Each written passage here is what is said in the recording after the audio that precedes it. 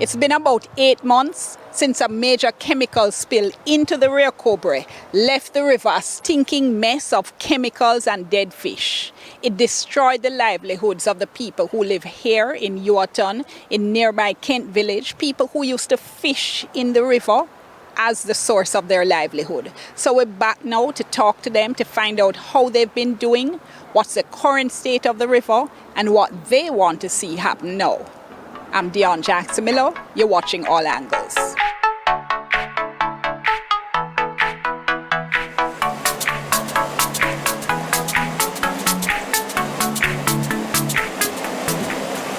Well, the river is a fresh here and nice environment that you could go. We don't have any entertainment here, so you could go and look a nice spot in the afternoon with your children. Not like these deep part. You know, some little shallow part that you could go and have your kids sit down, have a little ice cream or whatever, and they play in the water as well. Just for context, this is what we heard last year. In my house where I'm living close by the river around by Breadfruit Gully. I have to lock my door up and spray inside because it stinks outside. You couldn't bear it. Sunday a chicken back me have to buy no. Sunday go. Cause I remember they pollute the water from Friday night. Saturday man when we come down to go fishing, we couldn't get the fishing. Sunday me have to buy chicken back. Go over 30 here, me know a piece of chicken back. But we can't buy a piece of chicken in liquor exchange when we get. There's no job for the people, so the most of us do fishing. Just to state categorically that A, the government will hold this company accountable within its legal framework, and B, will provide assistance to citizens because we understand how hurt they are by this issue. In November 2022, the government announced that officials would be allocated $16 million in compensation from Windalco's $117 million environmental performance bond. Each received $130,000. What, you got some of the compensation money as well? Yes. What you thought of it? It is very small, nothing much. But through this thing occurs several times, and we do not get any benefit. And this time it is worse than ever. You better hang on to what you have. Try turn it around and try to see what you can do. You can't sit with your hand tied. So how did you manage with it? I mean, how you manage with it in terms of, like you said, turn it around? So how has it helped you to? Yes, well, it's going on, not at a big margin, but it's helping. It needs a little more help because, but I'm still going along. It's better than none. Although there was initially concern about the people on the list to be compensated, Vice Chair of the St. Catherine Parish Development Committee, Kestenard Gordon, says that issue was resolved. Yes, we are satisfied with how that eventually turned out.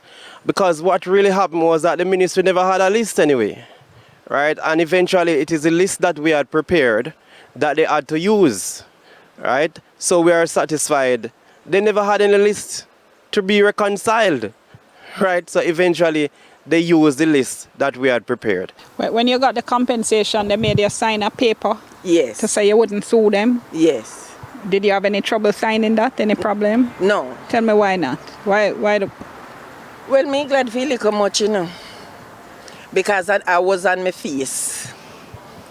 So I'm glad for the little much that I could go ahead with and try something instead of just sitting down, wondering when this river will return normal. In the meantime, you can do a little thing.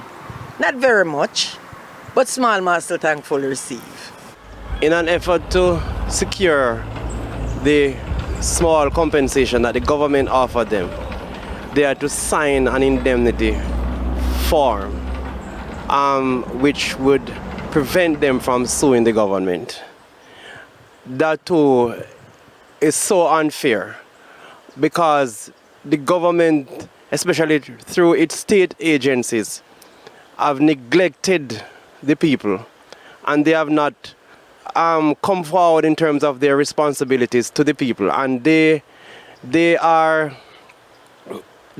responsible for giving Windalco this vast leeway to contaminate the river for so many years. I get 130,000 Right. So say in a normal week, how much you could make from fishing? from fishing. In a normal week, like I'll 160 or 170,000 in a week. In 1 week from fishing? Yeah. So when Fish you get used to the, in our water, crayfish, lobster, everything. A fish spot we set on shoreline. So we have a food.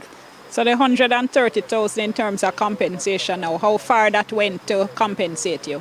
Well, I have to switch around things to something else, like to meat board and flowers and things. Spend the money in that.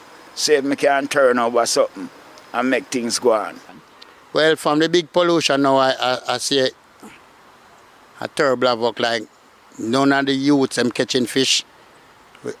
Away from that, you know, we have to try different alternative to make the family go to school and things.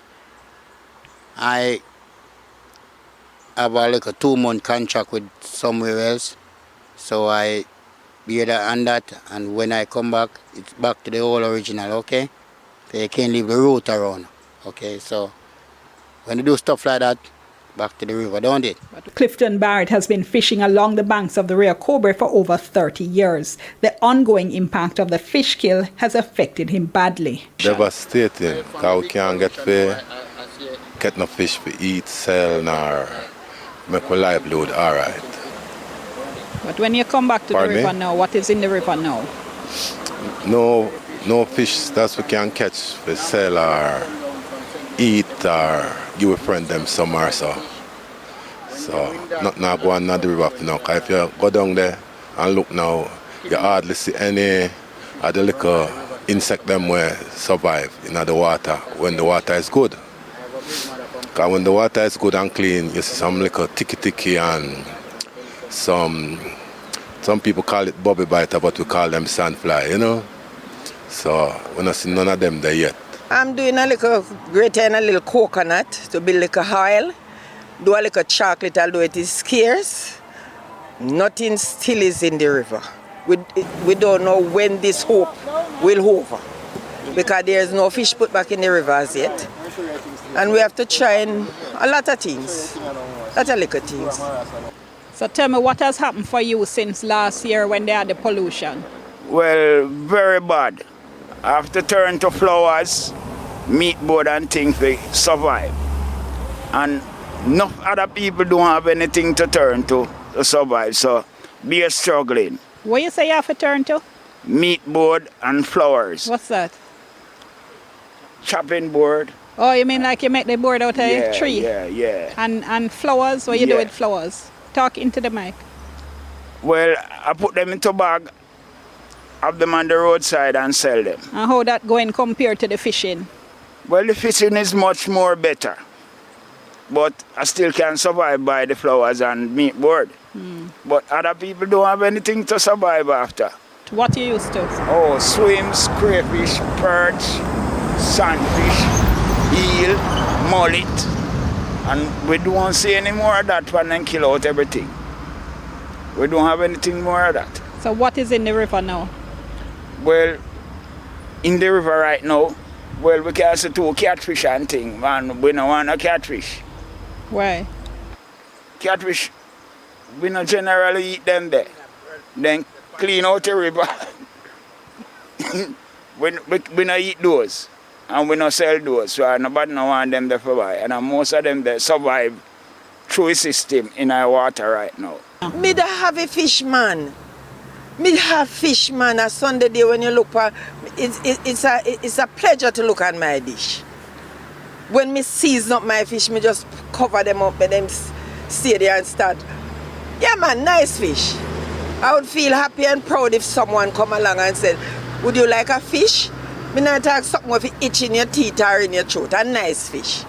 Because our duty is that when we catch an extra small fish, we're supposed to put it back.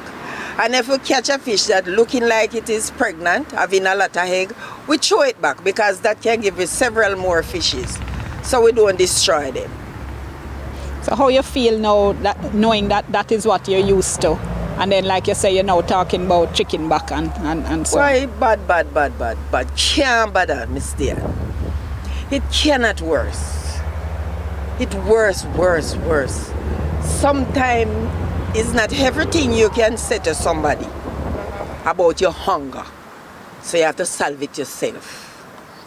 Especially when you're a big senior citizen. Lord God, this is all the money I walk and beg. No, I don't like that.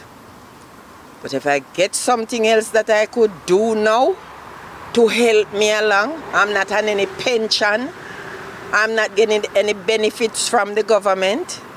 So if I have something else to really help me along, I don't really like every week you would give me something. Like you'd give me something that I can prolong on. So how would you describe this last incident of pollution? I mean, how bad has this one been? Lord, he can't bother. He can't bother. It cannot worse.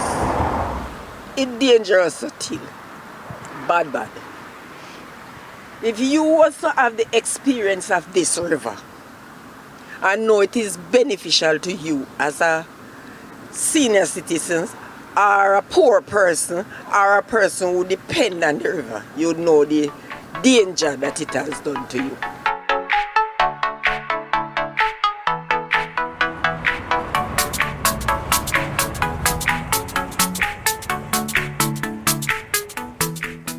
When we come back after the break, more from the fishers along the Rio Cobre, and later on in the program, we get some other perspectives. What happens now? What's the road ahead? Remember, you can participate. You can WhatsApp us. It's 3810072. That's 876-3810072. Give us your first name, your general location, and tweet along with us as well. It's #TVJ All Angles. We're back after the break.